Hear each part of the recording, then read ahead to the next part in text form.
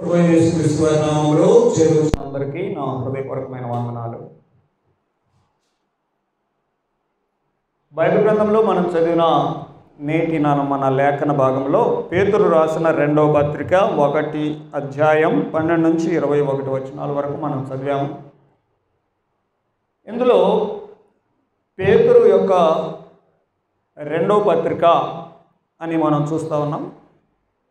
ఈ పత్రికను పెద్ద వయసులో ఉన్నటువంటి పేతురు క్రీస్తుశకం 67, 68 ఆ ప్రాంతాల్లో పత్రిక రాసినటువంటి విషయాన్ని మనం చూస్తాం. చాలా అనుభవం, ప్రభువుతో ఉన్నటువంటి తన అనుభవాన్ని అంతా రంగరించుకొని వృద్ధాప్యంలో ఉండి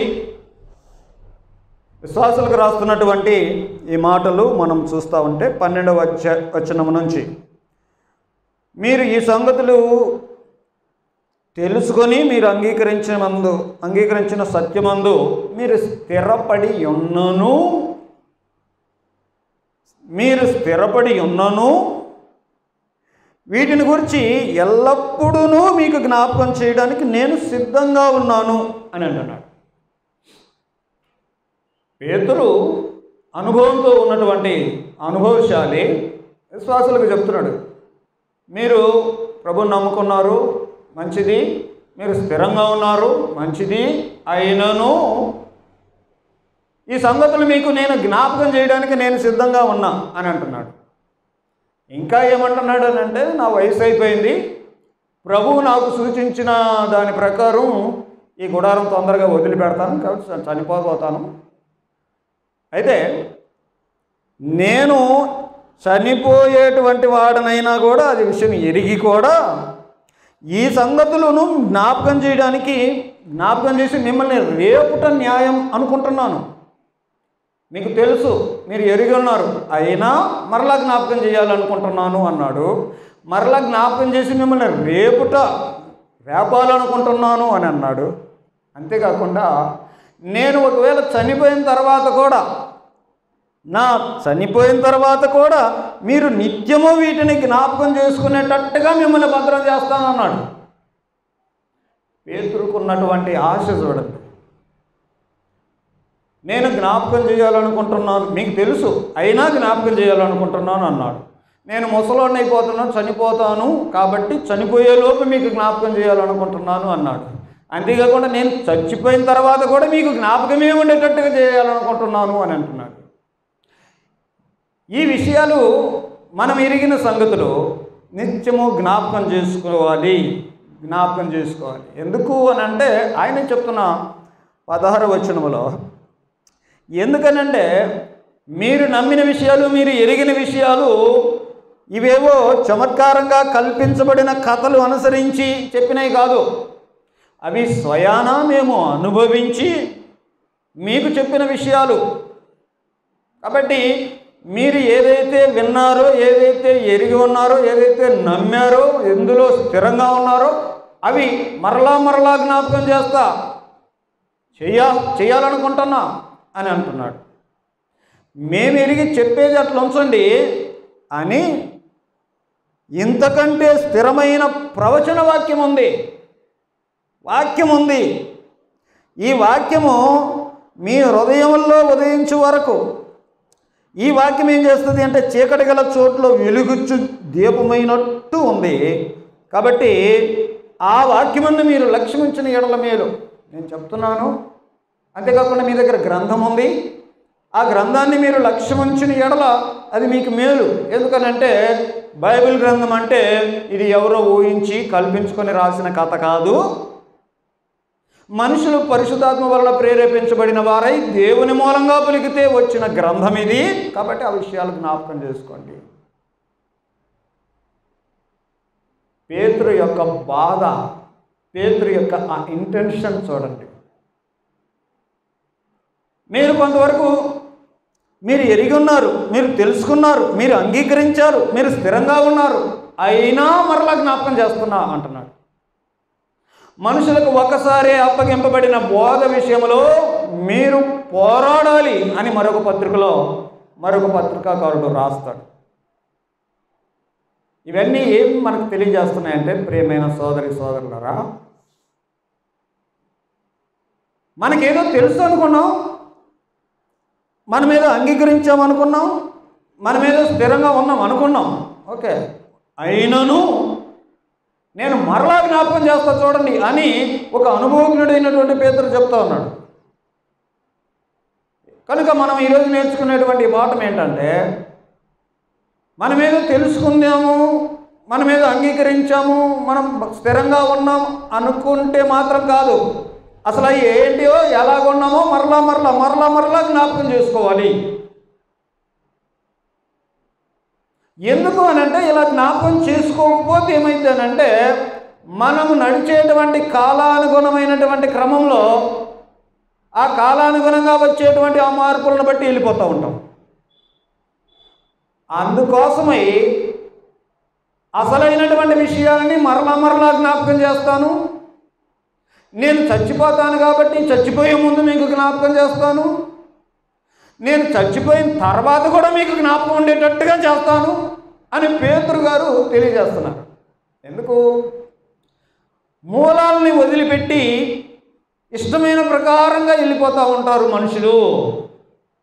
ఈ స్థిరమైన దాన్ని వదిలిపెట్టి మనిషికి నచ్చినట్టుగా వెళ్ళిపోయేటువంటి ప్రమాదం ఉంది. కాబట్టి జ్ఞాపకం చేసుకోండి, జ్ఞాపకం చేసుకోండి, అసలైన దాన్ని జ్ఞాపకం చేసుకోండి. ఫౌండేషన్ సరిగ్గా ఉంచుకోండి, మీ పునాదులు సరిగ్గా ఉంచుకోండి. ఎందుకు అనంటే, ఈ స్థిరమైనటువంటి పునాదుల నుండి తొలగిపోయే ప్రమాదం ఉంది. కాబట్టి మూలమైన విషయాలు జ్ఞాపకంలోనే ఉంచుకోండి, జ్ఞాపకంలో ఉంచుకోండి అని చెప్తా ఉన్నాడు.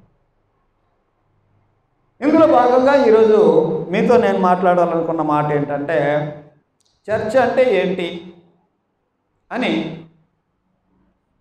మీతో మాట్లాడాలనుకుంటున్నాను. చర్చ అంటే ఏమిటి?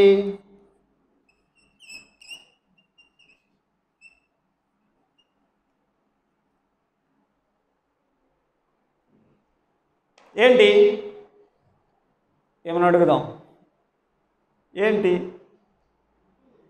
ఏంటి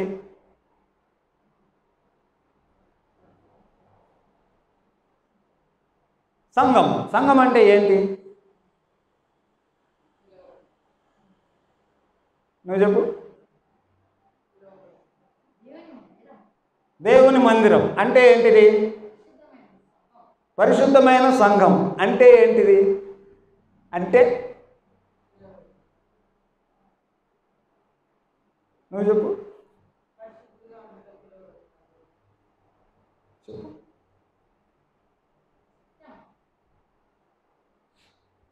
చర్చ్ అంటే ఏంటి? ప్రియమైన దేవుని పిల్లారా, ఈ రోజుల్లో మనుషులు చర్చ్ అంటే ఏంటి అనేది ముఖ్యంగా ఈనాటి కాలంలో ప్రజలు అనుకుంటున్నటువంటి 3 విషయాలు చెప్తాను. ఒకటి, చర్చ్ అంటే క్రైస్తవ కార్యక్రమాలు జరుపుకునేటువంటి ఒక మందిరం, ఒక గుడి అనుకుంటున్నారు. కట్టుకుంటారు దాన్ని బాగా మంచి మంచి అందంగా, శృంగారంగా అందమైనటువంటి భవనం కట్టుతారు, దాన్ని చర్చ్ అని మెజారిటీ ఆఫ్ ద పీపుల్ లోకంలో వారు అదే అనుకుంటారు. క్రైస్తవులు కూడా చాలామంది అదే అనుకుంటారు.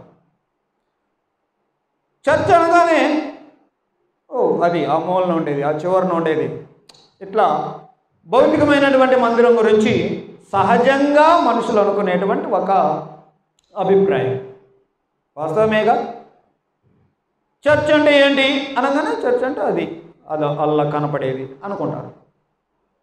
రెండోది, ఇప్పుడు చర్చ్ అంటే ఏమిటి అని అంటే ప్రజలు ఏమనుకుంటున్నారు అని అంటే, చర్చ్ అంటే ఒక స్వస్థతశాల అనుకుంటున్నారు ఈనాటి కాల ప్రజలు. చర్చ్ అనగానే అక్కడికి పోతే జబ్బులు పోతాయి, అక్కడికి పోతే దెయ్యాలు పోతాయి, అక్కడికి పోతే ఆ పాస్టర్ ప్రార్థన చేస్తే మాకు అనారోగ్యం పోతుంది, అక్కడికి వెళ్ళి ప్రార్థన చేయించుకుంటే మాకు ఉన్నటువంటి కష్టాలన్నీ పోతాయి. ఈ విధమైనటువంటి ఆలోచన ఈ రోజుల్లో మెజారిటీ ఆఫ్ ద పీపుల్కి ఉంది. అందుకని వేలకు వేల మంది గుంపులుగా వెళ్ళిపోతూ ఉన్నారు. ఎక్కడికి వెళ్తున్నాం? చర్చికి వెళ్తున్నాం. చర్చ్ అంటే వాళ్ళ దృష్టిలో ఏంటంటే అక్కడికి వెళ్తే మాకేదో ఒక కార్యం జరుగుద్ది అని ఇప్పుడు అనుకుంటున్న ట్రెండ్. మూడో రకం ప్రజలు ఉన్నారు. చర్చ్ అంటే ఏమిటి అని అంటే అక్కడికి వెళ్తే మంచి మోటివేషనల్ స్పీచ్లు దొరుకుతాయి అని కొంతమంది అనుకుంటారు. ఎందుకంటే అక్కడికి వెళ్తే మనం ఎట్లా బ్రతకాలో నేర్పిస్తుంటారు, మనల్ని మోటివేట్ చేస్తుంటారు, మనల్ని బాధగా కూర్చుంటే నవ్విస్తారు, మనము నిరుత్సాహంగా ఉంటే మనల్ని ఉత్తేజపరుస్తారు, మనల్ని మోటివేట్ చేస్తారు. ఇలాంటి చర్చీలు ఇప్పుడు బాగా ఫేమస్ అయిపోతున్నాయి. ఏంటయ్యా అంటావేమో, ఈ మధ్య గమనిస్తుందంతా అదే. చర్చ్ అంటే మూలమైనటువంటి ముఖ్యమైన లేఖనాల్లో ఉన్నటువంటి అభిప్రాయం దాటిపోయి ముఖ్యంగా ఈ 3 రకాలుగా చర్చ్ అంటే ప్రజలు అనుకుంటున్నారు నేడు. ఒకటి, ఒక భౌతికమైన కట్టడం అనుకుంటున్నారు. బైబిల్లో చర్చ్ అంటే ఒక భౌతికమైన కట్టడం అని ఒక్క ముక్క కూడా లేదు, ఎక్కడ చెప్పబడలేదు. 2, చర్చ్ అనగానే దయ్యాలు పోతాయి, అప్పులు పోతాయి, బాధలు పోతాయి, కష్టాలు పోతాయి, మా జీవితాల్లో గొప్ప కార్యం జరుగుతుంది, అగ్ని అగ్ని అగ్ని టచ్ టచ్ అని ఇలాగ జరిగే ఒక ప్లేస్ అది అనుకునేటువంటి ఒక ట్రెండ్ ఇప్పుడు వచ్చింది. మరొక ట్రెండ్ ఇప్పుడు చెప్పింది ఏంటంటే అక్కడికి వెళ్తే మనకు మంచి సూచనలు సలహాలు ఇస్తారు అనే అభిప్రాయంతో ఉన్నారు. వాళ్ళ దగ్గరికి వెళ్తే మన బాధలన్నీ వాళ్ళకి చెప్పుకుంటే వాళ్ళు మంచి సలహాలు ఇస్తారు. ఈ మధ్యకాలంలో ఒక బర్త్డే మీటింగ్లో ఒక స్పీకర్ని పిలిచారు. బర్త్డే మీటింగ్ కొరకు వాక్యం చెప్పడానికి ఆయనను పిలిస్తే ఆ స్పీకర్ వచ్చాడు, చాలా విషయాలు చెప్తా ఉన్నాడు. అందులో మెజారిటీ ఆయన చెప్పినటువంటి విషయాలు చాలా ఉన్నాయి. అన్నీ కలుపుకొని ఆయన ఏం చెప్తున్నాడు అని అంటే స్త్రీలు ప్రార్థించేవారిగా ఉండాలా. ఏ స్త్రీ ప్రార్థన చేస్తుందా ఇంట్లో బాగుపడుతుంది. ఇంటికి దీపం ఇల్లాలు, ఇంటికి దీపం ఇల్లాలు, తల్లి బాగుండాలా. తల్లి ఒడి, అమ్మ ఒడి, అది అంత క్షేమంగా ఉండాలా.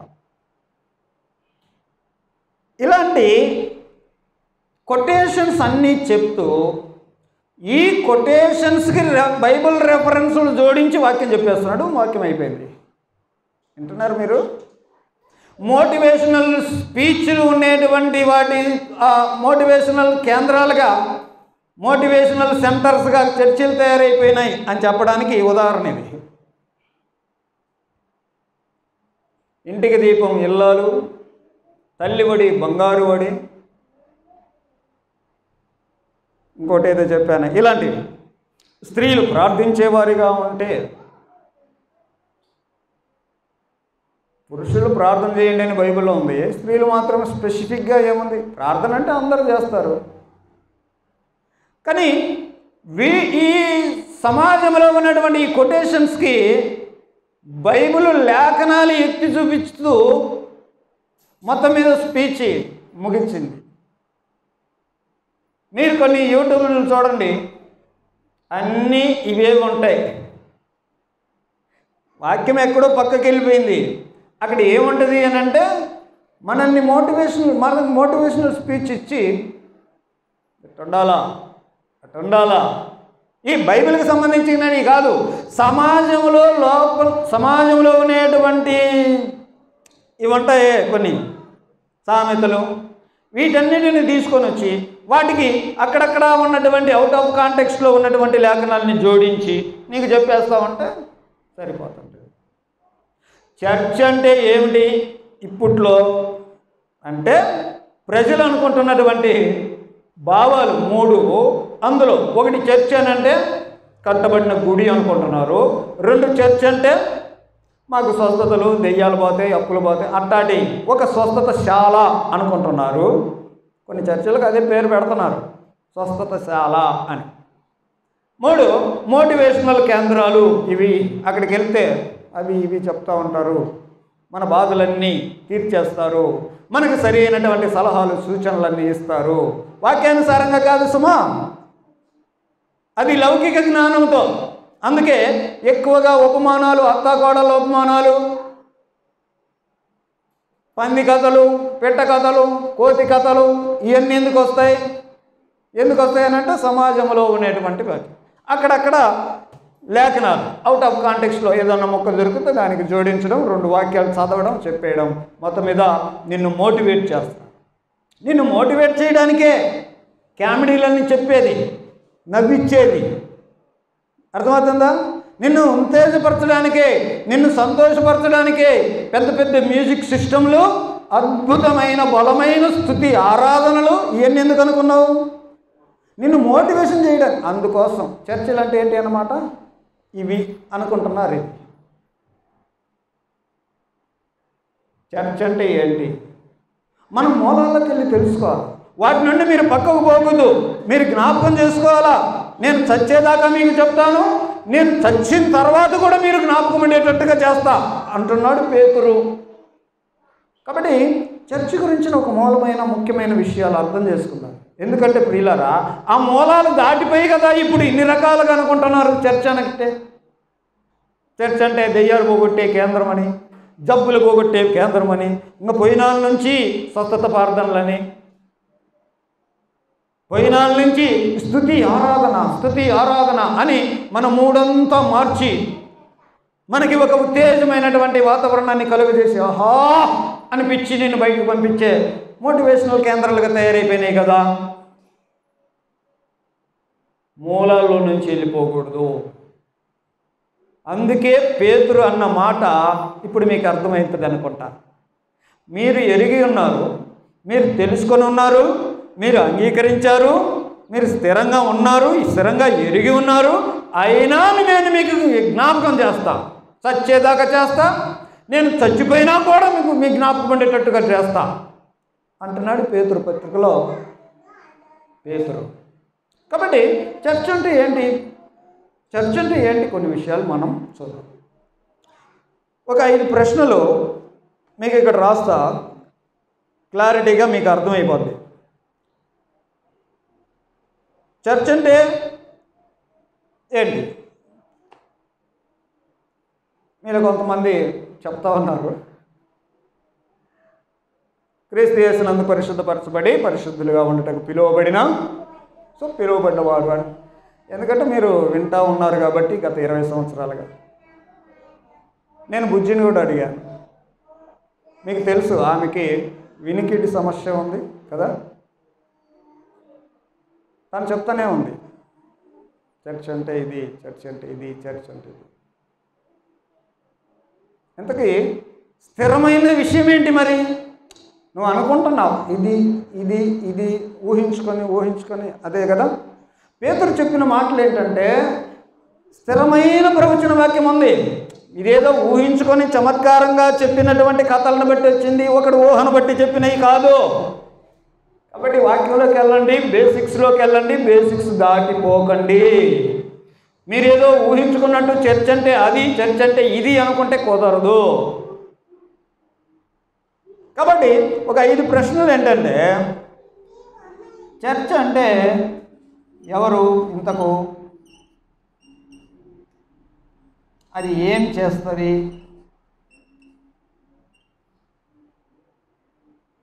ఐదు విషయాలు చర్చ్ గురించిన కొన్ని క్వశ్చన్లు వేస్తాం. చర్చి ఎక్కడ కూడుకుంటుంది, చర్చి ఎప్పుడు కూడుకుంటుంది, చర్చి అసలు ఎందుకు కూడుకుంటుంది? చర్చ్ అంటే ఏంటి అసలు? ఇప్పటిదాకా అనుకుంటున్నారు మనుషులు చర్చ్ అంటే కట్టుకున్నది, చర్చ్ అంటే అద్భుత కార్యాలు చేసేది, చర్చ్ అంటే మనల్ని బాగా మోటివేట్ చేసేది అనుకుంటున్నారు కదా. కాదయ్యా, అంతకంటే స్థిరమైన ప్రవచన వాక్యం ఉంది, ఈ వాక్యం దగ్గరికి వెళ్ళి నేర్చుకోండి అని పేతురు చెప్తుంటే, సో మనం వాక్యం దగ్గరికి వెళ్దాం. ఇంతకు చర్చ్ అంటే ఎవరు? మీరు అన్నట్టుగానే పరిశుద్ధపరచబడినవారు. ఎలా పరిశుద్ధపరచబడ్డవారు? వీళ్ళు మనుషులందరూ పాపులు కదా, ఏ భేదం లేదు, అందరూ ఆ బ్యాచే. అయితే వీళ్ళెవరు మరి? అది వీళ్ళెవరు అని అంటే, వీళ్ళు క్రీస్తు యేసునందు పరిశుద్ధపరచబడినవారు. వీళ్ళు పరిశుద్ధపరచబడ్డారు. ఎలా పరచబడ్డారు అని అంటే, సంఘం ఏర్పరచబడ్డప్పుడు, అదే చర్చి, ఫస్ట్ చర్చి ఏర్పరచబడ్డప్పుడు లోకంలో ప్రజలందరూ ఉన్నారు, కానీ 3000 మంది మాత్రం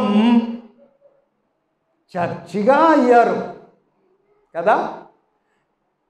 పేతురు పెంతెకోస్తు దినాన ప్రసంగం చేసినప్పుడు 3000 మందికి ఇక వారి జీవితం అర్థమైంది.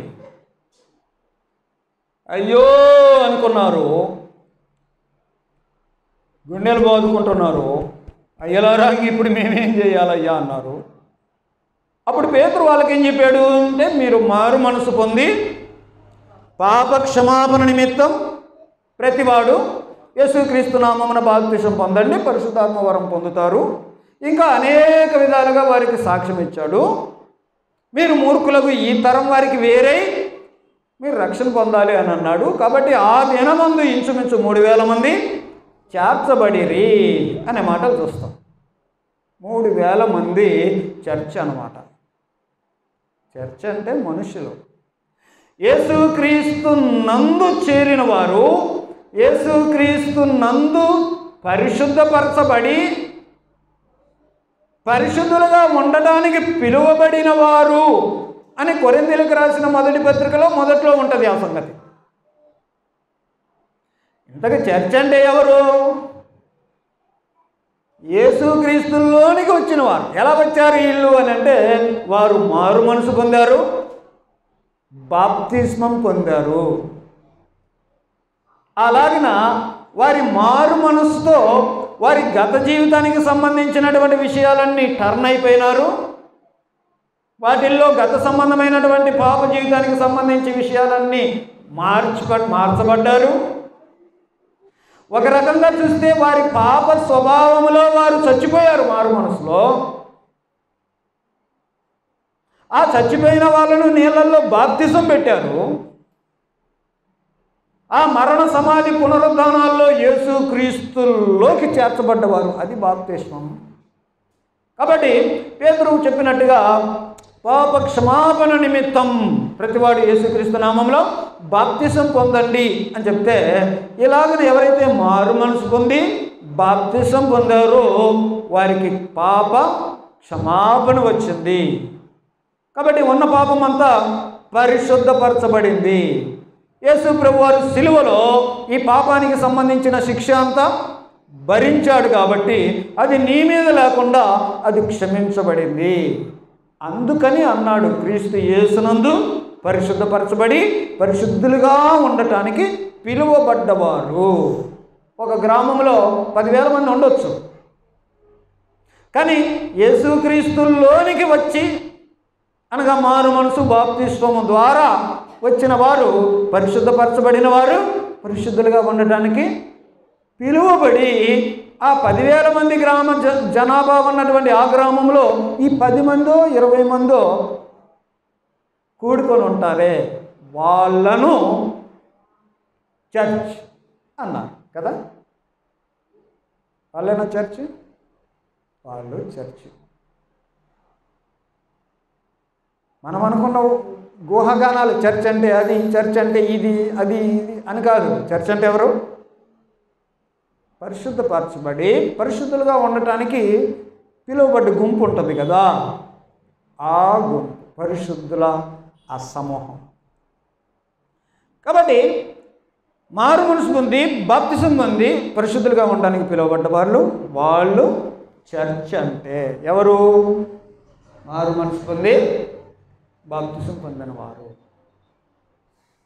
ఎందుకు చర్చి వీళ్ళు మరి ఈ కూడుకున్నటువంటి ఈ 10 మంది లేకపోతే 20 మంది లేకపోతే 100 మంది వీళ్ళు ఏం చేస్తారు? చర్చ్ అంటే అర్థమైంది. మరి వీరు ఏం చేస్తారు అని అంటే ఇక్కడే బైబిల్ గ్రంథంలో చర్చి ఏర్పడ్డప్పుడు వాళ్ళు ఏం చేశారో ఒకసారి చూద్దాం. ఏం చేస్తారు వీళ్ళు? అపోస్తలుల కార్యం 2వ అధ్యాయంలో 3000 మంది అక్కడ యెరూషలేములో 3000 మంది చర్చ్ ఉన్నారు అన్నాం. ఆ 3000 మంది ఏం చేశారు? మరి ఏం చేశారు అని అంటే వీరు 2వ అధ్యాయం 42వ వచనం, వీరు అపోస్తలుల బోధ యందు, సహవాసమందు, రొట్టె విరుచుట యందు, ప్రార్థన చేయట యందు ఎడతెగక ఉండిరి అనే మాటలు చూస్తాం. ఏం చేస్తారు వీళ్ళు? చర్చ్ అంటే మనుషులు. వాళ్ళు ఏం చేస్తారంటే ఇవి చేస్తారు. ఏం చేస్తారు అని అంటే అపోస్తలుల బోధలో ఉంటారు. అపోస్తలుల బోధను అర్థం చేసుకుంటుంటారు. అపోస్తలుల బోధలో బ్రతుకుతుంటారు. బైబిల్ వదిలి పక్కకి పోరు. ఈ మోటివేషనల్ స్పీకర్లు అంబటి పోరు. బైబిల్లో చూస్తారు పరిష్కారాలు. అపోస్తలుల బోధ అంటే ఏంటి చెప్పనా? ఈ మధ్య ఒక అన్న చెప్తూ వచ్చాడు, అపోస్తలుల బోధ అంటే ఆ బోధ ఇన్నంబటి నీ కళ్ళంబటి నీళ్ళు వచ్చి కన్నీరు పెట్టుకుంటావు, అది అపోస్తలుల బోధ అన్నాడు. నాకు నిజమనిపించింది. ఎందుకనంటే అపోస్తలుల బోధ మన జీవితాన్ని మార్చే బోధ. అపోస్తలుల బోధ సూటిగా మన లోపాలను ఎత్తి చూపిస్తూ ఉంటుంది. అపోస్తలుల బోధ మనల్ని రూపాంతరపరుస్తూ ఉంటుంది. అయ్యో నా పరిస్థితి ఇలాగుంది అని మనకు కనపడుద్ది, పశ్చాత్తాపడతాం. వాక్యం విన్నప్పుడు పశ్చాత్తాపడి కన్నీరు గారితే అది సరైన బోధ. నవ్వుకుంటా ఇక పక్క అనుకుంటే అదేం బోధ? అపోస్తలుల బోధ అని అంటే ఎట్లుంటుంది అనమాట? ఏం చేపిస్తుంది నీతో? పశ్చాత్తాపం పట్టిస్తుంది. అయ్యలారా ఇప్పుడు మేమేం చేయాలయ్యా? అపోస్తలులు చేశారు, వాళ్ళు గుండెలు బాదుకుంటున్నారు, ఇప్పుడు మా పరిస్థితి ఏందయ్యా? అట్లుంటుంది అపోస్తలుల బోధ అంటే. ఇప్పుడు సంఘము, చర్చ్ వాళ్ళు ఏం చేస్తారు?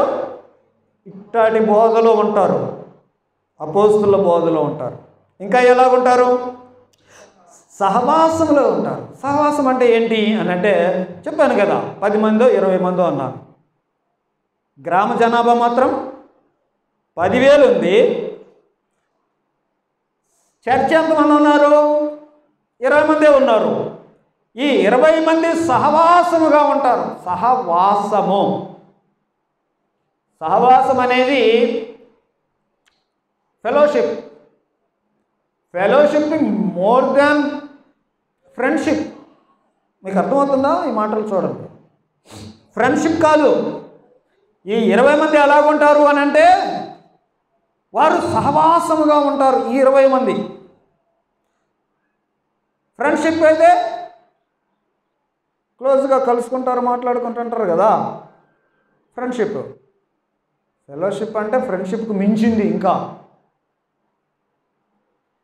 ఎంత మించింది అని అంటే చెప్తా వినండి. సెమీ ట్విన్స్ అని ఉంటారు. వీణా వాణి అని 2 అమ్మాయిలు ఉన్నారు. మీరు చూసి ఉంటారు కదా, తల ఒకటే ఉంటుంది వాళ్ళకి, వేరుగాల కలిసిపోయింది. వీళ్ళల్లో బ్లడ్ వాళ్ళకి ప్రవేశిస్తుంటుంది, వాళ్ళల్లో బ్లడ్ వీళ్ళకి వస్తుంటుంది. ఏమి దాంట్లోకి బాడీలు 2 కానీ బ్లడ్ సర్క్యులేషన్ ఒకటే ఉంటుంది. ఫ్రెండ్షిప్ అనేది వాళ్ళు చాలా క్లోజ్గా ఉంటారు అంటారు కదా. మరి ఆ క్లోజ్కి బ్లడ్ ఈ బాడీలో నుంచి ఆ బాడీలోనికి ఫ్లో అయ్యే ఆ క్లోజ్నెస్కి ఎంత తేడా చూడండి. అర్థమవుతుందా? ఒక్కడే ఆత్మ అందరిలో వ్యాపించి ఉన్నాడు అని పరిశుద్ధాత్మ గురించి చెప్తా ఉంటే, చర్చ్ అనే ఆ 20 మందిలో పరిశుద్ధాత్ముడు అందరిలో ఫ్లో అవుతూ ఉన్నాడు. ఎంత దగ్గర రిలేషన్ తెలుసా వాళ్ళకి? ఫెలోషిప్. ఆ 20 మంది ఎట్లా ఉంటారంటే ఫెలోషిప్లో ఉంటారు. అది చర్చిలు ఈరోజు ఎట్లుంటాయి తెలుసా? మనం అనుకుంటున్నా, మనం ఊహించుకుంటున్నా మన చర్చిల్లో ఈరోజు ఫెలోషిప్స్ ఎలా ఉంటాయి తెలుసా? ఎవడు వస్తాడో తెలియదు, ఎవడు రాడో తెలియదు, ఎవడు ఉన్నాడో తెలియదు, ఎవడు పోతున్నాడో తెలియదు, వెనకున్న ఎవడున్నాడో తెలియదు, ముందు ఎవడు కూర్చున్నాడో తెలియదు, ఎవడు ఎప్పుడు వస్తాడో తెలియదు, ఎప్పుడు పోతాడో తెలియదు. అట్లా ఉన్నాయా లేవా చర్చిలు? కానీ బైబిల్లో ఉన్నటువంటి ఈ చర్చి ఎలాగుంది? ఒక ఫెలోషిప్తో ఉంది. ఒక భాగం రాలేదనుకోండి, సంఘం అని అంటే మరొక చోట శరీరము అని పోల్చాడు. ఈ 20 మందిలో ఒక మెంబర్ రాలేదనుకోండి, 19 మందికి ఏమనిపిస్తుంది? మరి అన్నీ ఉన్నాయి, కాళ్ళు లేదే, అంటే శరీరంలో ఒక అవయవం లేదే అనిపించదా? చర్చి ఏం చేస్తుందంటే ఒక ఫెలోషిప్గా ఉంటారు. ఇంకా చర్చి ఏం చేస్తుంది అని అంటే రొట్టె విరుస్తుంది. ప్రభురాత్రి భోజనంలో యేసు ప్రభు యొక్క శరీరము, ఆయన రక్తము తీసుకుంటూ ఉంటారు. అది పరలోకము నుండి దిగి వచ్చిన జీవాహారము. మేము పాపములో బ్రతికిన వారం ఒకప్పుడు, ఇప్పుడు యేసుక్రీస్తులో నూతనంగా సృష్టించబడిన వారము. మా నూతన ఆత్మీయ జీవితాలు జీవించాలి, బ్రతకాలి మేము అని అంటే మాకు జీవాహారం కావాలి, మాకు ఈ జీవాహారం కావాలి అని యేసుక్రీస్తు యొక్క శరీరం, రక్తాన్ని తీసుకుంటూ ఉంటారు. గ్రామ జనాభా ఎంత? 10,000. చర్చ్ ఎంతమంది? 20 మంది అనుకుంటున్నాం యావరేజ్ మీద. ఈ 20 మంది ఏం చేస్తారంటే ఇవి చేస్తుంటారు. అంతేకాదు చర్చ్ ఏం చేస్తారు అని అంటే వారు ప్రార్థన చేస్తారు. ఏం చేస్తుంది సంఘం అంటే? ఏం చేస్తారు చర్చ్ అంటే? ఇవి చేస్తారు.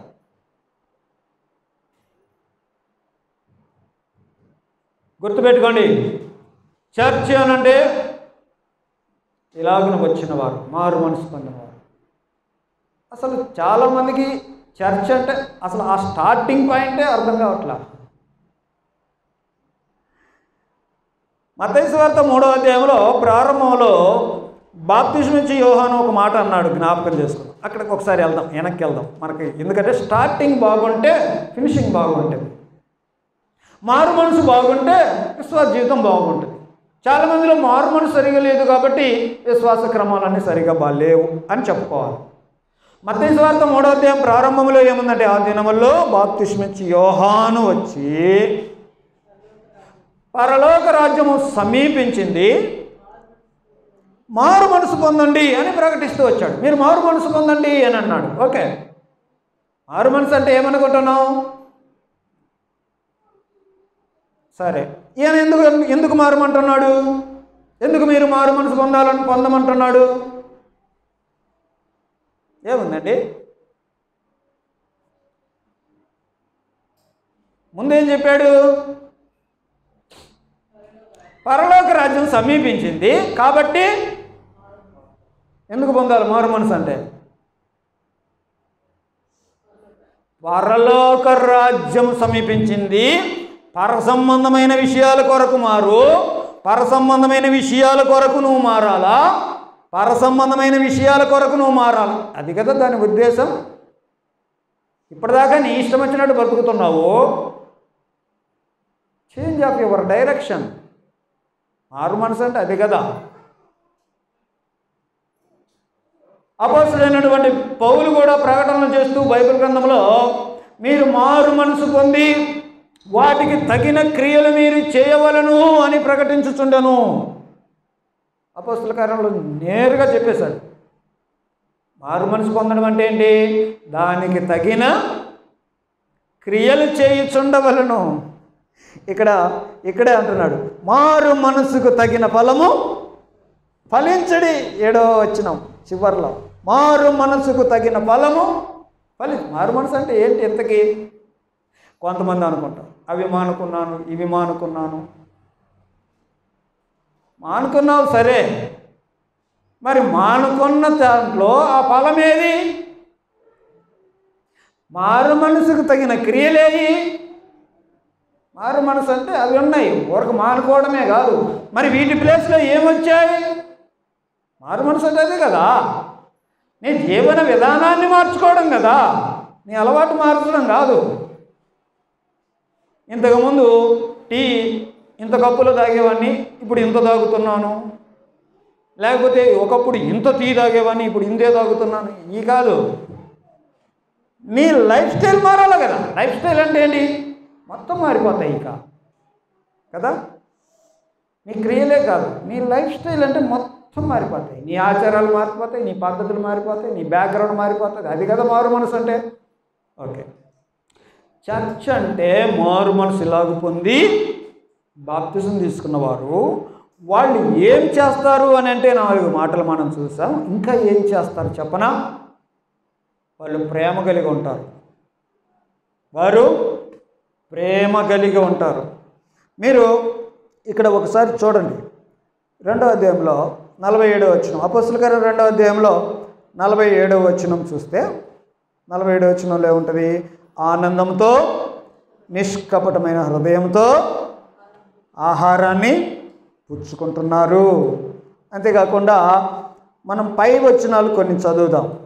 44వ వచనం, విశ్వసించిన వారందరూ ఏకముగా కూడి తమకు కలిగినదంతయు సమిష్టిగా ఉంచుకున్నారు.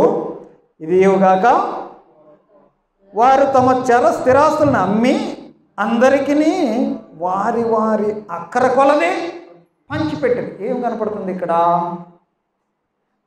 ప్రేమ కనపడుతుంది. అవతల వాళ్ళకి అక్కర ఉంది, ఆ అక్కర తీరడానికి నా వంతు నేను చేస్తా అని చేస్తున్నారు. ఓవరాల్గా మొత్తం చూస్తే సంఘం ఏం చేస్తుంది అని అంటే ప్రేమ కలిగి ఉంటుంది.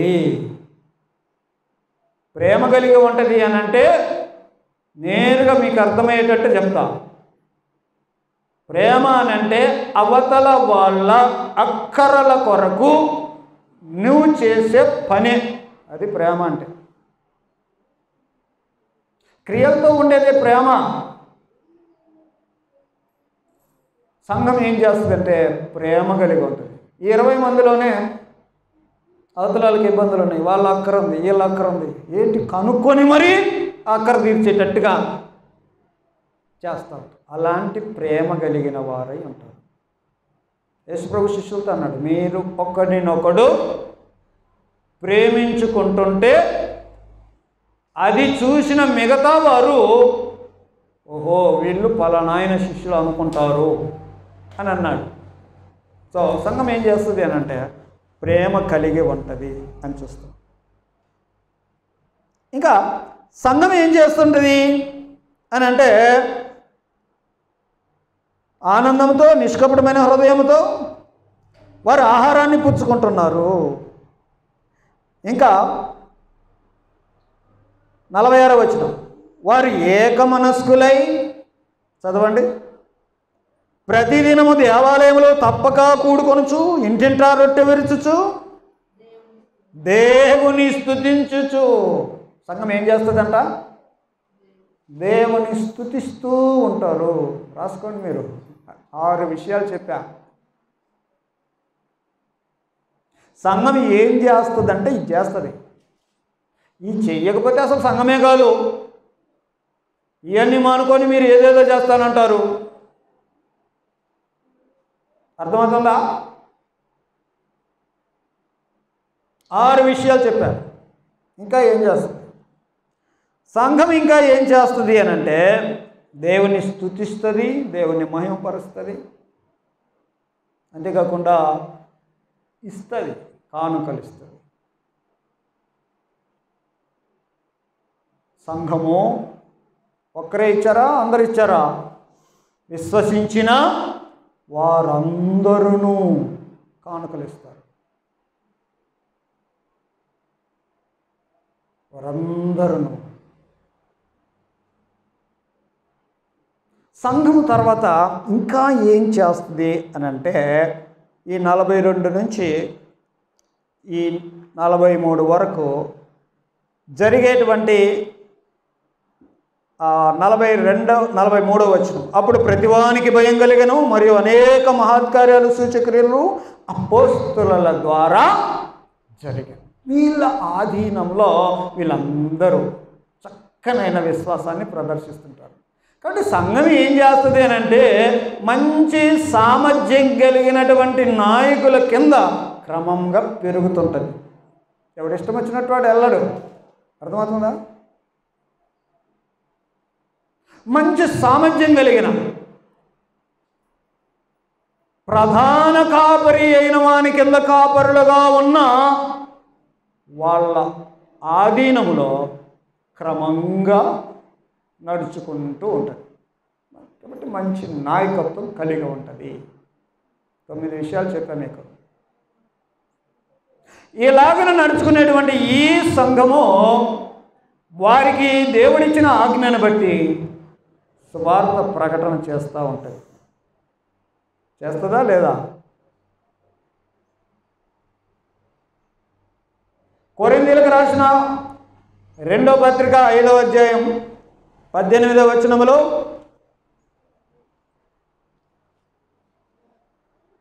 సమస్తము దేవుని వలననైనవి, ఆయన మనలను క్రీస్తు ద్వారా తనతో సమాధానపరుచుకొని ఆ సమాధాన పరచు పరిచర్య మాకు అనుగ్రహించడు. అదేదనగా, దేవుడు వారి అపరాధములను వారి మీద మోపక క్రీస్తునందు లోకమును తనతో సమాధానపరుచుకోవాలి. సమాధానపరుచుకొనుచు ఆ పరిచర్య మాకు ఇచ్చాడు. సంఘంతో చెప్తున్నమాట. దేవుడు యేసుక్రీస్తునందు లోకమును తనతో సమాధానపరుచుకోవాలనుకుంటున్నాడు. ఆ విషయాన్ని లోకానికి ఎవరు చెప్పాలి? ఈ సంఘం చెప్పాలి. చెప్పాలా లేదా? ఏం చేస్తుంది సంఘం అని అంటే, ఈ 10 విషయాలు చేస్తుంది. అది చేస్తేనే సంఘం. ఇప్పుడు అనుకుంటున్నట్టుగా, మనం ఊహించినట్టుగా గుళ్ళకు పెయింట్లు వేయడం, రంగులు వేయడం, బెలూన్లు కట్టడం, డెకరేషన్ చేయడం, గుడికి సంబంధించినటువంటి మ్యాటర్స్ అన్నీ చేయడం ఒకటన్నా ఉందా? ఈ చెయ్యం కానీ మిగతా ఎన్ని చేస్తుంటాం.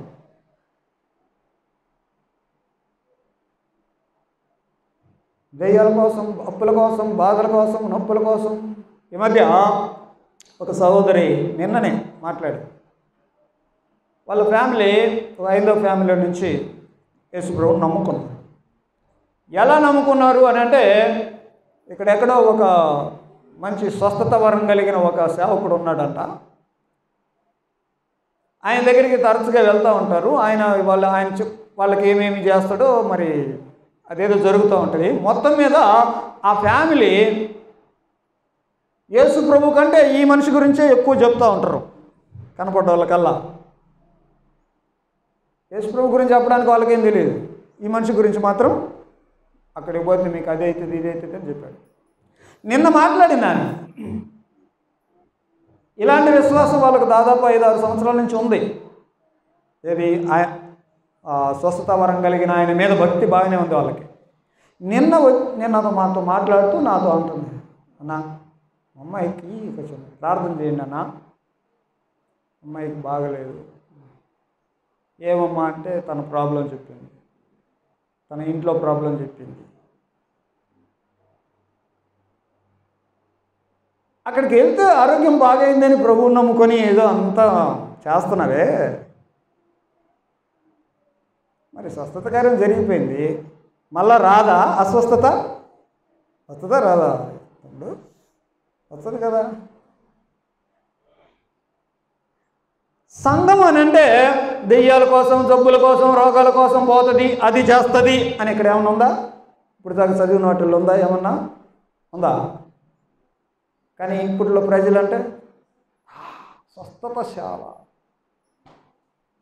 ముందు సంఘము, చర్చ్ అని అంటే మనం ఏ మతంలో నుండి ఏ మతాచారాల్లో పెరిగి బయటకు వచ్చామో ఆ మత కళ్ళద్దాలు తీసి చదివితే కానీ బైబిల్ అర్థం కాదు. అర్థమవుతుంది నా పాయింట్? నీ బ్యాక్గ్రౌండ్ మతమేది? విగ్రహారాధన మతమేగా. అక్కడి నుండి వచ్చిన భక్తేగా ఇప్పుడు తెలుసుకున్నావు దేవుని కృపను బట్టి. ఇప్పటికి కూడా ఆ విధమైనటువంటి మెంటాలిటీతో బైబిల్ చదువుతూ ఉంటారు చాలామంది. నేను చిన్నప్పుడు కొన్ని సినిమాలు చూశాను, హర్రర్ సినిమాలు. ముఖ్యంగా హర్రర్ సినిమాలకు చూస్తే ఒక దెయ్యం ఒకరిని తరుముకుంటూ వస్తుంది, వాడు నేరుగా చర్చిలకు పరిగెడతాడు. అక్కడ పోయి సిలువ తీసుకొని అనగానే ఇప్పుడు దెయ్యం పారిపోతుంటుంది. అంటే చర్చిల్లో అయ్యానా జరిగేది? ఏమంటే ఇప్పుడు దాకా చదువుకున్నాయి సంఘం ఏమి చెయ్యను అని అంటే ఇక్కడ దెయ్యాలు జరుగుకునేదేనా? ఏం చెయ్యనో బైబిల్ చూడండి, వాక్యం స్థిరంగా ఉంది, అర్థం చేసుకోండి. మీకు కనపడేవి మీరు ఊహించుకునేవన్నీ కాదు. ఇది కదా పేతురు యొక్క ఇంటెన్షన్. అర్థమవుతుందా? మూలాల్లో నుంచి బయటికి రాకండి. సంఘం ఏం చేస్తుందో ఆ పనులు చేయండి. నెక్స్ట్ దానికి అందాం. ఎక్కడ కూడుకున్నాం? సంఘము ఎక్కడ కూడుకుంటుంది? మీరు చెప్పండి, ఎక్కడ కూడుకుంటుందో? అపోస్తలుల కార్యం 2వ అధ్యాయం చదువుతున్నాం కదా, ఎక్కడ కూడుకుంది ఇంతకీ? 46వ వచనం. వారు ఏక మనస్కులై దేవాలయంలో తప్పుగా కూడుకుంటూ ఇంటింట రొట్టె విరిచిరి. ఏమర్థమవుతుంది? ఎక్కడ కూడుకుంటుందండి సంఘం? దేవాలయంలో కూడుకుంది, ఇంటింటా కూడుకుంది.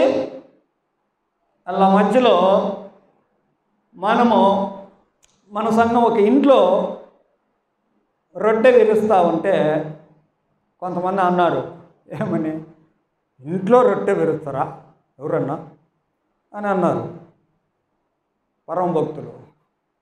ఏం విరవకూడదా? బైబిల్ ఉంది కదా. నీ మెంటాలిటీని బట్టి ఫాలో అవ్వకో. అందుకనే మీ జ్ఞాపకం చేస్తా, చచ్చేదాకా జ్ఞాపకం చేస్తా, నేను చచ్చినా మీకు జ్ఞాపకం ఉండేటట్టుగా చేస్తా అని పేతురు ఎందుకన్నాడు? మూలాల్లో నుండి బయటికి పోకండి అయ్యా. ఎక్కడ కూడుకుంటుంది ఇంతకీ? దేవాలయంలో కూడుకుంది, ఇంటింట కూడుకుంది. 5వ అధ్యాయంలోకి రండి, 42వ వచనం చదువుదాం. అపోస్తలుల కార్యం 5:42. ప్రతిదినము దేవాలయములోను ఇంటింటను మానక బోధించు. ఎక్కడ కూడుకుంటుంది సంఘము? దేవాలయంలో కూడుకుంటుంది, ఇంటింటా కూడుకుంటుంది. రోమీయులకు రాసిన పత్రిక 16వ అధ్యాయము 3 నుంచి 5 వరకు చదువుదాం. రోమీయులకు రాసిన పత్రిక 16వ అధ్యాయం. క్రీస్తు యేసునందు నా జత పని వారులైన ప్రిస్కిల్లకును అకులకును నా వందనాలు చెప్పండి. వారు నా ప్రాణం కొరకు తమ ప్రాణములు ఇచ్చుటకైనా తెగించారు. మరియు వారి ఇంట ఉన్న సంఘమునకు వందనములు చెప్పండి. ఎవరింట్లో? అకుల ప్రిస్కిల్ల వారి ఇంట ఉన్న చర్చి. వారి ఇంట ఉన్న చర్చి అంటే ఈరోజు నువ్వు అనుకునే చర్చి అట్లా ఉంటుందా? చర్చి ఎక్కడ కూడుకుంటుంది అని అంటే ఎక్కడైనా కూడుకుంటుంది. దేవాలయంలో కూడుకుంటుంది, ఇంట్లో కూడుకుంటుంది, అవసరమైతే రోడ్డు మీద కూడుకుంటుంది, లేకపోతే డాబా పైన కూడుకుంటుంది. ఫిక్స్డ్ ఏమన్నా ఉందా? ఏం లేదు. కాబట్టి సంఘం ఎక్కడ కూడుకుంటుంది అని అంటే ఎక్కడైనా కూడుకుంటుంది. ఇలాగన మన లేఖన భాగాలు అనేకం చూడవచ్చు. కొరింథీయులకు రాసిన మొదటి పత్రిక 16వ అధ్యాయం 19వ వచనంలో ఆసియాలోని సంఘముల వారు మీకు వందనాలు చెప్తున్నారు, అకుల ప్రిస్కిల్లా అనేవారు చెప్తున్నారు, వారి ఇంట ఉన్న సంఘము. ఇందాక చదివిన మ్యాటరే. కొలసీలకు రాసిన పత్రిక 4వ అధ్యాయం 5వ వచనంలో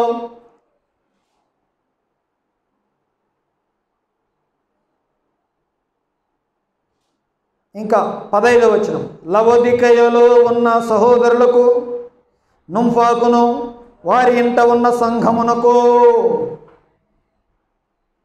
సంఘం ఎక్కడ కూడుకుంటుంది?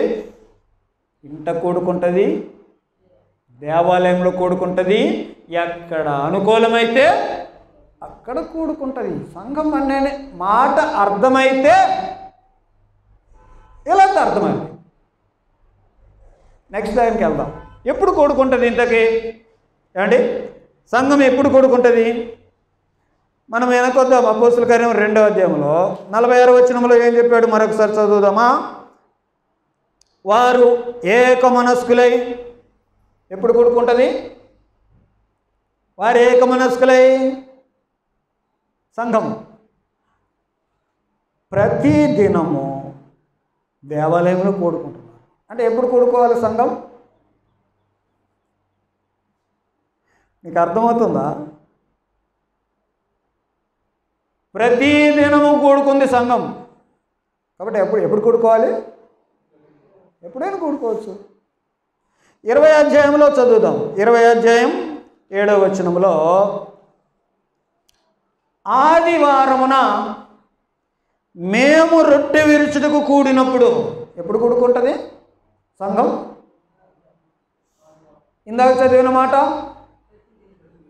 అంటే ఎప్పుడు కూడుకోవాలని ఇంతకీ? ఎప్పుడైనా కూడుకోవచ్చు. కానీ ఆదివారం గ్యారంటీ కూడుకోవాలి తప్పకుండా. ఎప్పుడైనా అని సంవత్సరానికి ఒకసారి కూడుకుంటాం అంటే కాదు. మీకు అర్థమవుతుందా? వారంలో ఎప్పుడైనా కూడుకో, కానీ ఆదివారం మాత్రం తప్పకుండా కూడుకో. ఎందుకు అని అంటే, ఆదివారమున మేము చందాలేసాము, చందాలేయండి అని కొరింథీ 16లో ఉంటుంది. ఆదివారమున రొట్టె విరిచిడి అని ఇక్కడ ఉంటుంది. ఆదివారమును వారానికి మొదటి రోజున దేవుడు పునరుద్ధానంతో ఒక కొత్త వారాన్ని తయారు చేశాడు. సో ఆదివారానికి ఆ ఇంపార్టెన్స్ ఉంది. కాబట్టి ఆదివారమున మీరు తప్పకుండా కూడుకోండి. వార మధ్యంలో కూడొచ్చా, కూడుకోకూడదా? ఇంతకు ఎప్పుడు కూడాలి? ఎప్పుడైనా కూడుకోవచ్చు. ఆదివారం మాత్రం కంపల్సరీ. మన వాళ్ళు ఎప్పుడైనా అన్నారు కాబట్టి ఆదివారం కూడా ఏముందిలే అని మానుకుంటారు. ఇంకా చెప్పనా, హెబ్రీలకు రాసిన పత్రిక 10వ అధ్యాయం 24వ వచనంలో, హెబ్రీ 10:24, కొందరు మానుకొనుచున్నట్టుగా, ఇదిగో కూడుకోవడం మానుకుంటారు. వాళ్ళు మానుకుంటున్నారు. మానుకోకండి అయ్యా. మానుకున్నావు అని అంటే 2 వారాలు మానుకున్నామంటే ఖచ్చితంగా నీ స్పిరిచువల్ లైఫ్లో డిఫరెన్స్ వస్తుంది. అలాగే 2 నెలలు మానుకుంటే, 2 సంవత్సరాలు మానుకుంటే ఎప్పటిలాగా ఉంటావా? కొందరు మానుకొనుచున్నట్టుగా సమాజముగా కూడుట మానక. మరి ఎప్పుడు కూడుకోవాలి? వారంలో ఖచ్చితంగా ఆదివారం అయితే కూడుకో. మిగతా రోజులు ఎప్పుడు వీలైతే అప్పుడు కూడుకో. అది సంఘం ఎప్పుడు కూడుకుంటుంది అనే మాటకి. ఇంతకు సంఘం ఎందుకు కూడుకోవాలి?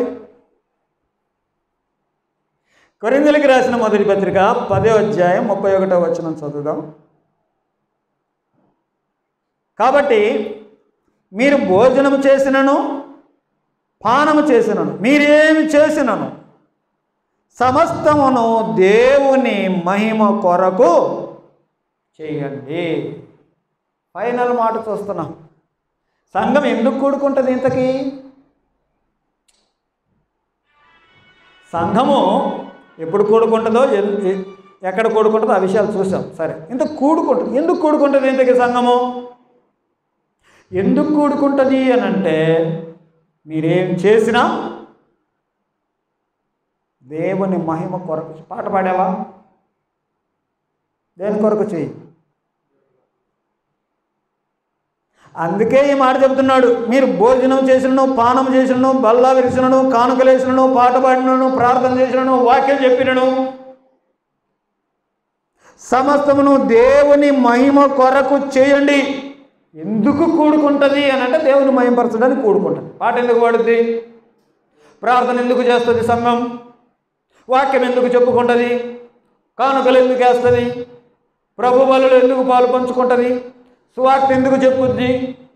సహవాసంగా ఎందుకు ఉంటారు? అపోస్తలుల బోధలోనే ఎందుకు ఉంటుంది సంఘం? మంచి నాయకత్వం కింద నమ్మకంగా అనిగి ఉంటుంది. ఎందుకు? ఏం చేసినానో ఫస్ట్ కూడుకునేది ఎందుకు అని అంటే దేవుని మహిమపరచడానికి కూడుకుంటుంది. ఎబ్రీలకు రాసిన పత్రికలో ఇందాక చదివాము, అక్కడికి మరలా వద్దాం. ఎబ్రీ 10:24. కొందరు మానుకొంచున్నట్టుగా సమాజంగా కూడుకున్నట్టు మానక కూడుకునేది ఎందుకు? ఒకరినొకడు హెచ్చరించుచు ఆ దినము సమీపించుట మీరు చూచిన కొలది మరి ఎక్కువగా అలాగూ చేయొచ్చు. ప్రేమ చూపుటకును సత్కార్యాలు చేయుటకును ఒకరినొకడు పురికొల్పుకోండి. మీకు అర్థమవుతుందా సంఘం ఎందుకు కూడుకుంటుంది? రెండు కారణాలు. ఒకటి, దేవుని మహిమపరచడానికి. రెండు, మన తోటి వారిని ప్రోత్సహించడానికి. అంతేగా? నేను చాలాసార్లు మాట్లాడుతుంటాను, ఒకే సంఘంలో ఉండి వాళ్ళతో మేము మాట్లాడడం, వీళ్ళింటికి మేము పోం అని గనక అంటే నీకు పరలోకం గ్యారంటీగా లేదు.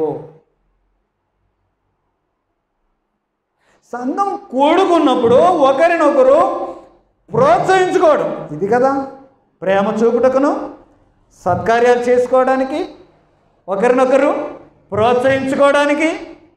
వాళ్ళ బాధలు నువ్వు తెలుసుకో, నీ బాధలు వాళ్ళు తెలుసుకుంటారు, వాళ్ళ సంతోషం నువ్వు పాలు పంచుకుంటావు.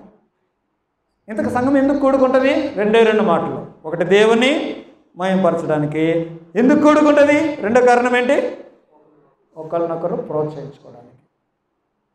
చర్చ్ అంటే అర్థమైందా మీకు? మీరు అనుకున్న చర్చి కాదు. ఇప్పుడు ప్రజలు ఎలాగ అనుకుంటున్నారో ఫస్ట్లో చెప్పాను. చర్చ్ అంటే కట్టుకున్న గుడి అనుకుంటాం. ఇక్కడ ఎక్కడన్నా కనపడిందా? అందుకే పేతురు జ్ఞాపకం చేసుకోండి, మీరు తెలుసుకున్నారు, మీరు అంగీకరించారు, దాంట్లో మీరు స్థిరంగా ఉన్నారు, అయినా జ్ఞాపకం చేసుకోండి. మిమ్మల్ని జ్ఞాపకం చేయడానికి నేను సిద్ధంగా ఉన్నా, మీకు జ్ఞాపకం చేయడానికి నేను సిద్ధంగా ఉన్నా. నేను తొందరలో చచ్చిపోతా, చచ్చిపోయేదాకా మీకు జ్ఞాపకం చేస్తూనే ఉంటా. నేను చచ్చిపోయినా కూడా ఈ విషయాలు మీకు జ్ఞాపకం ఉండేటట్టుగానే చేస్తా. ఇప్పుడు అర్థమైందా పేతురు యొక్క ఆ తీవ్రత? ఈనాడు చూడండి, సంఘము, church. What is church? Church అంటే చర్చ్ అంటే ఏంటి? ఎవరు వాళ్ళు? మారు మనసు పొంది బాప్తిసం పొందిన వాళ్ళు. ఏం చేస్తుంది? ఒక 10 విషయాలు చెప్పారు. సంఘము ఎక్కడ కూడుకుంటుంది? ఎక్కడైనా కూడుకోవచ్చు. ఎప్పుడు కూడుకుంటుంది? ఎప్పుడైనా కూడుకోవచ్చు. ఆదివారం మాత్రం మ్యాండేటరీ. ఎందుకు కూడుకుంటుంది? దేవుని మహిమపరచడానికి, ఒకరినొకరు ప్రోత్సహించుకోవడానికి. ఈ కదండి చర్చ్ అంటే. ఇవన్నీ వదిలిపెట్టి పెళ్ళిళ్ళ కోసం, సమాధుల కోసం చర్చిలు, బంతిల కోసం, బువ్వల కోసం బంతులు బట్టి చర్చిలు. ఎంత దారుణం! అవి ఉన్నాయా బైబిల్లో? రోగాల కోసం, దెయ్యాల కోసం, జబ్బుల కోసం చర్చిలు, మనశ్శాంతి కోసం, ఉల్లాసం కోసం, ఉబలాటం కోసం చర్చిలు. అవి ఉన్నాయి ఎక్కడ? కొంచెం మైండ్ సెట్ మార్చాలి. మన మైండ్ ఎక్స్పాండ్ అవ్వాలా, వాక్యం దగ్గరికి వెళ్ళాలా, మూలాల్లో ఉండాలా. మూలాల్లో నుండి మనం బయటికి పోకూడదు. అందుకే మీకు ఈ విషయాలన్నీ తరచుగా వివరిస్తూ ఉన్నా. We must go back to the Bible. Bible దగ్గరికి వెళ్ళి మన భక్తిని స్థిరపరచుకోవాలి. ప్రార్థన చేసుకుందాం.